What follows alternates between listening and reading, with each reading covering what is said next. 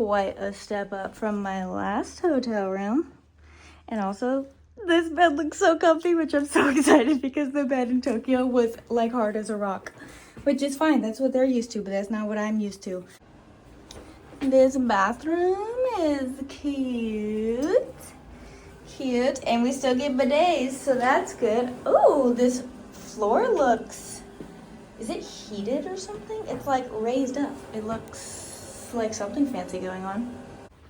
This room service thing says scan the QR code and call the robot. You're telling me I can bring a robot to my room 24 hours a day? That's pretty cool.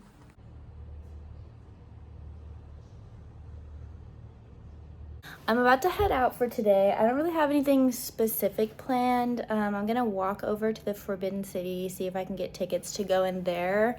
But besides that, I might just like get a taxi to see some different parts of the city or something. That's like the one problem after being in Japan. Their train system is so efficient and they just have so many trains, and I don't think that they have like as big of a train system here.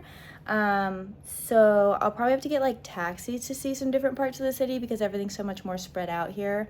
I wanted to sleep in today, but I'm mainly heading out already because the AC in my room is definitely broken. It's currently 80 degrees in here, and it was like 75 when I got here last night, and I turned the AC all the way down, and I mean, like, it's blowing, but I think it's just blowing hot air.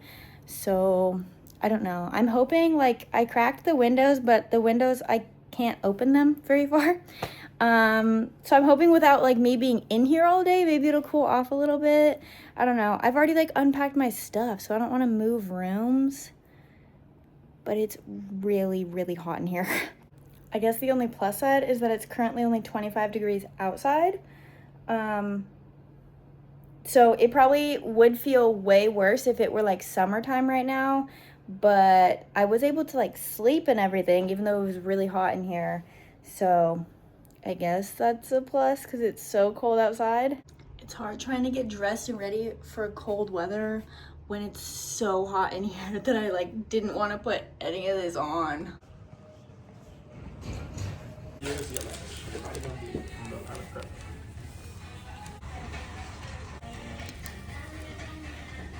Okay, so I just got McDonald's for breakfast. Sue me. I'm not trying to be that American while traveling, but I have been having difficulty paying for stuff so far. I've been here for like 12 hours and I can't even pay for things. But I knew that if I went to McDonald's that they would accept American cards. So at least I got food and some coffee. Anyway, the food was actually really good. They are like obsessed with putting mayonnaise on everything in Asia. I've noticed in all the Asian countries I've been to, they just add mayonnaise to everything, including the eggs on my breakfast sandwich. But it was actually very good, and it only cost $3 for that breakfast meal. So I'm not unhappy that I went to McDonald's for breakfast. Also, the roads here are like giving me flashbacks to being in Nepal. It's not as bad because like in Nepal there was 0 road laws like at all, even though there was like a correct side of the street to drive on, people didn't, and there's like no like stoplights and all that in Nepal. So it's not like to that extent, but even though there are like lane lines and stoplights and crosswalks and all that, like people don't really follow it, and every time I'm in a crosswalk when I'm supposed to be crossing, there's still cars turning in front of me, and it's kind of like playing Frogger. So it's reminding me a little bit of being back in Nepal.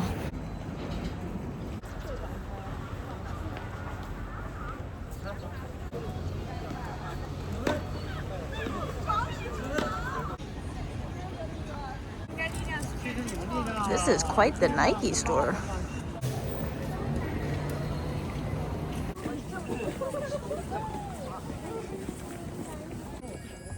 It's cold enough that this entire canal froze,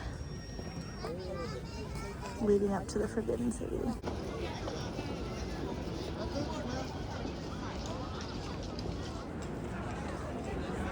Okay, so I actually was able to get inside, and I just got this little audio tour. I guess they had a few tickets left over.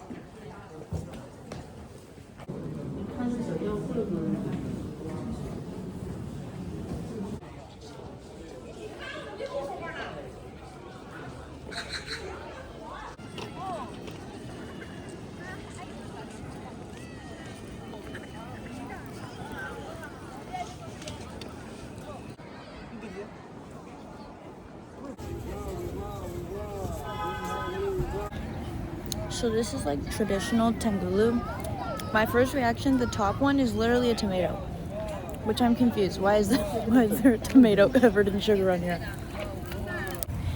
Tangulu, fruit covered in molten sugar. Love it, great, such a good idea. Tomatoes covered in sugar. I know tomatoes are fruit, but I don't really think that I love that.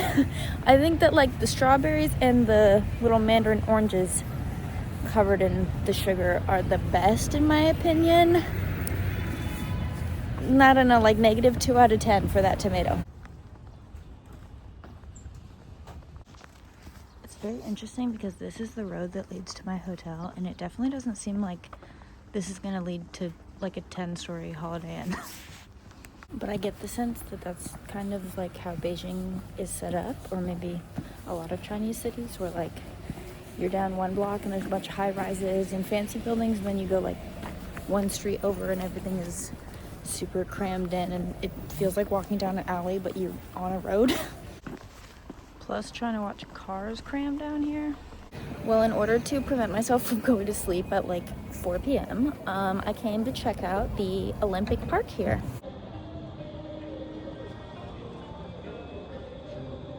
I'm also completely shocked that it's actually cold enough for all the water in this city to be frozen. I'm just surprised it's thick enough for people to even walk on it. I thought maybe it'd be like a little layer of ice on top, but this is like ice.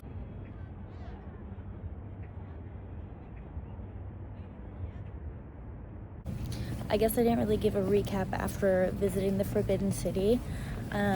It was really cool to see a place that's like as old as it is. A lot of the buildings were built in the 1400s, and a lot of them are wood too, so it's kind of cool that they were able to like restore them and just keep them up in this climate for being wood. And there was like a lot of history. The audio tour was very interesting. It was all like geared towards stuff about the kings and queens who have lived there, and just like different, I guess, traditions that they have. Like they explained different rooms where there was one room that they had to live in for 3 days straight after their wedding. They weren't allowed to leave, and so stuff like that, just like learning about different traditions or like things that happened and parties that went on there. Okay, I'm sure they wouldn't appreciate calling it a party, but if you're inviting a bunch of people over into your palace, it feels like a party. It was very crowded though, very chaotic. I was not ready for that, so I walked around for like a few hours, and then I didn't even finish like the whole audio tour because it's massive. It's like 1 million square feet or something crazy like that. Maybe that's wrong, but that feels like what I read. Anyway, but I got really overwhelmed with the number of people, so I went back to my hotel room, and then now I'm walking around the Olympic Park. I am still so in awe about this ice, of all things. If I am reading my map correctly, this is a museum and archaeology academy. There's a snow park in here? How do they just make snow? Because there's no snow on the ground here, and that was an entire mountain for sledding. There's the Olympic torch. Wow, this stadium is massive. It's really cool to see it in person though, after like watching so many games on TV hosted inside it and seeing aerial views. Never mind, I think I know how they're making snow. They're just slurping the water out of that frozen pond and then probably just blasting snow into the park over here. Okay, hopefully you can hear me over the music from the snow park, but this entire wall, they have a list of every single medalist and either like the person or the country for different, or for every sport in the different Olympics that have been held here. And look, I watched them win that. That was from the 2008 Olympics. Wow. Just in time, it just lit up for the night.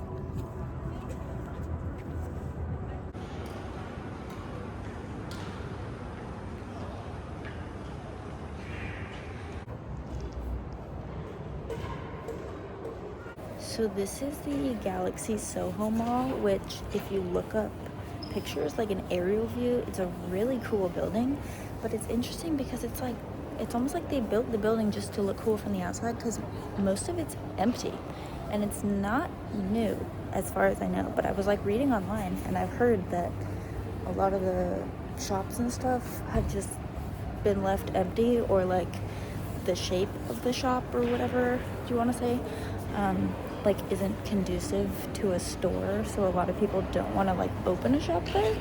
So I just think it's really interesting. It's like this huge, and this is only one part of it. There's, I think, like 4 buildings that are all like this, and it's huge and it's really cool, and like from the outside it's really pretty, but it's just interesting that they built it and then like places aren't really able to open up a store, so most of it's empty.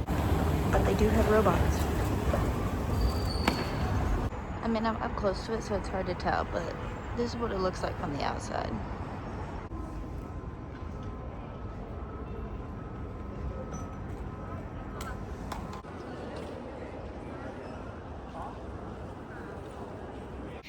Okay, this took me like an hour to figure out, because the apps, even when I click translate to English, they just stay in Chinese. So it took me a really long time to figure out what I was even looking at and how to order. But I just got some takeout. Let me show you what I got. This was literally the smallest size I could order. It's like an entire pound of dumplings. And then I got some spicy beef. But it looks like my main course is going to be dumplings tonight. I also got all of that, plus it was delivered to my hotel for $5. This whole trip is making me realize like how overinflated everything in the US is, especially in California, and like with sales tax and tipping, because they don't have that here. It's really making me realize how we've all just like silently gotten used to everything being so expensive, because you have to pay for it to like pay for things to survive. And so it's just like, I don't know, like I don't think about it as much as at home, but this trip has made me realize how much more affordable things could be if it's possible to get all of this for a normal amount of money. Crazy. It is day 2 in Beijing. I'm currently waiting for my tour to pick me up, but I am heading to the Great Wall and to the Summer Palace today with a tour group, so I'm excited about that. It's still extremely cold, but at least since my room is warm, it kept me warm all night. But it's a good thing I got all my winter clothing that for a second at the beginning of this trip I was like, maybe I didn't need to pack all that. No, I definitely did.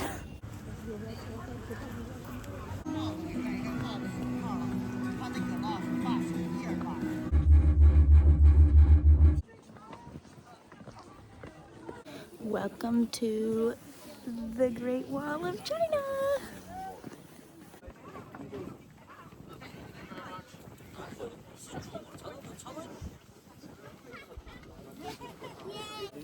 It is a perfectly clear day, but it's only like 20 degrees right now, so I can't feel my whole face.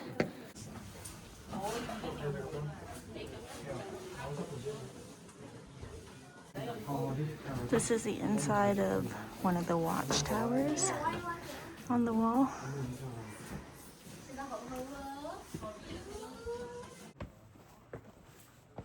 Hi, kitty.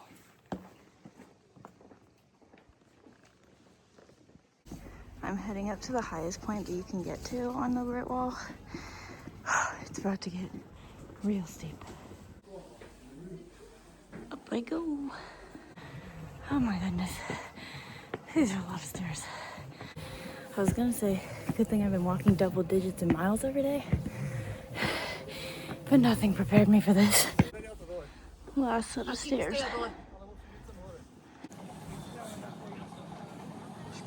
Das ist, glaube ich, das schon von gestern wieder, ne? Hi, kitties.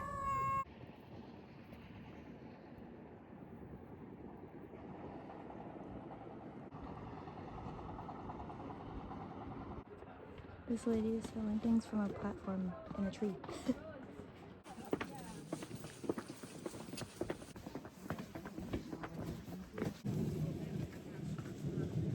And there in the far distance is the city. Oh man, I'm glad we got here when we did, because now it is packed. It was like empty up here when we got here.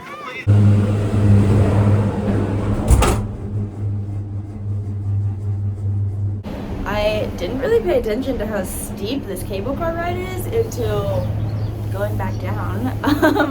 But anyway, the Great Wall was great. It was extremely busy at the end, so I'm glad that we actually got there early, because even though it was cold, it was just like, it was pretty quiet and serene when we first arrived, and then it was very loud by the time I was leaving. We're heading to the Summer Palace as the next part of our tour. Well, we're getting lunch first, and then we're going to the Summer Palace, and then that'll be my last day in Beijing, and tomorrow I'm heading to Shanghai. It's just amazing that they were able to build such a long, huge wall at the time it was built. I feel like it reminds me of like the pyramids. Not that I've visited them, but just like the fact that they were able to carry all the supplies and build something that huge and that like architectural for its time thousands of years ago. It's very amazing.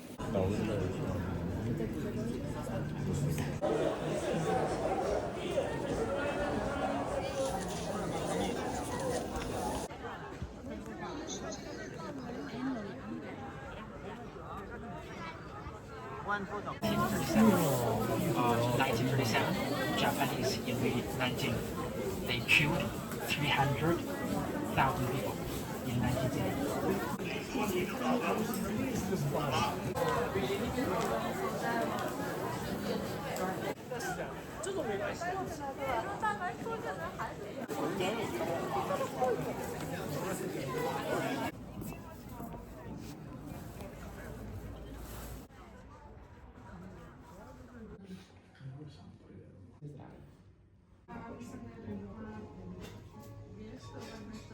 I'm getting ready for bed. It's my last night here in Beijing. It's also not even 8 p.m. yet.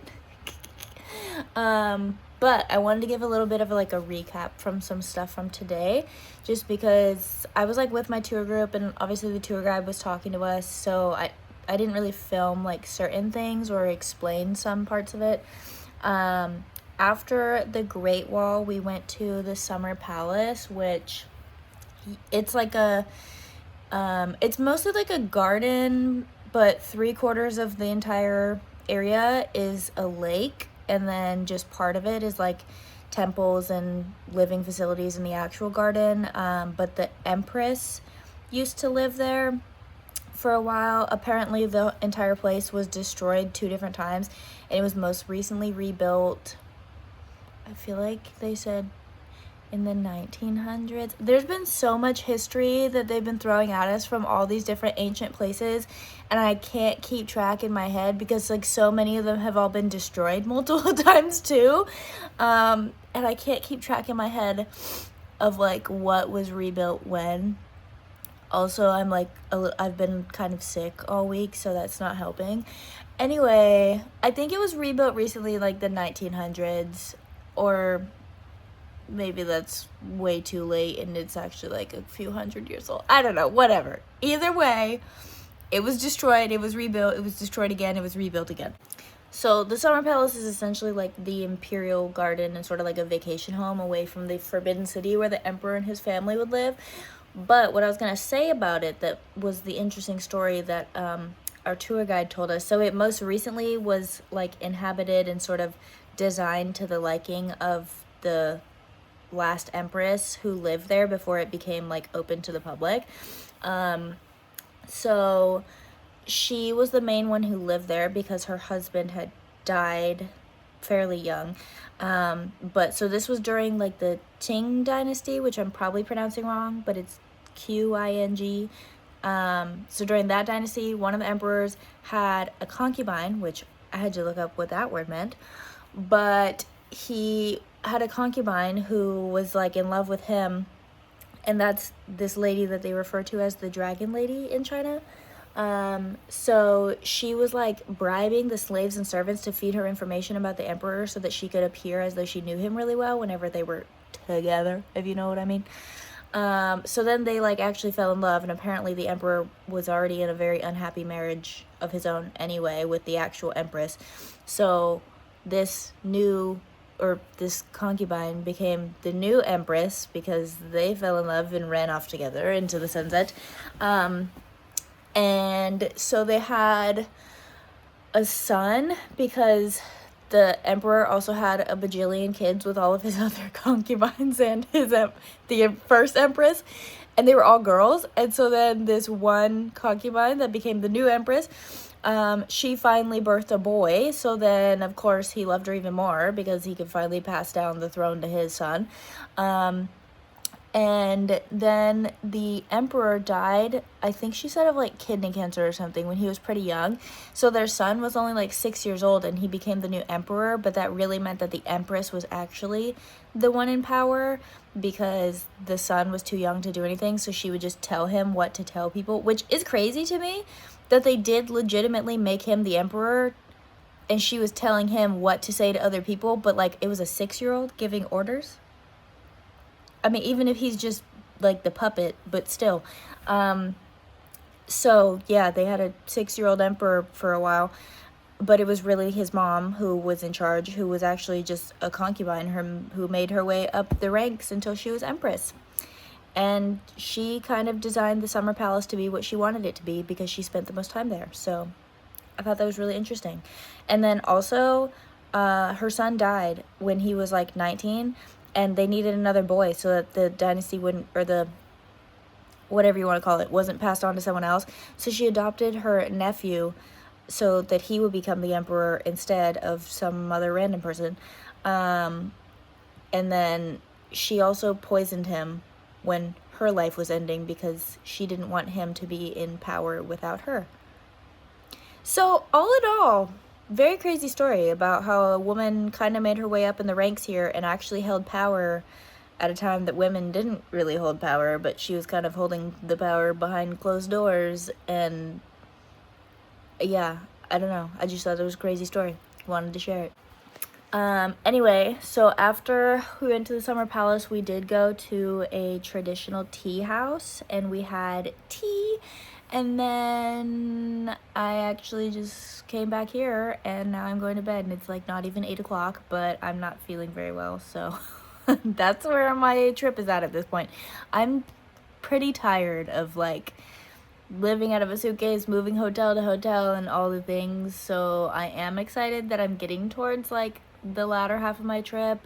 And like I am feeling excited about going home, even though I'm still excited about the rest of my trip and seeing the next couple cities and stuff, but I'm not used to living out of suitcases and doing all this stuff alone, and I am feeling kind of like a little bit homesick and lonely. So anyway, this is going to be it for Beijing because I'm probably just gonna separate this, I think, from the rest of my time in China as far as vlogs go. So next time you see me, I will be in Shanghai. Bye bye, Beijing.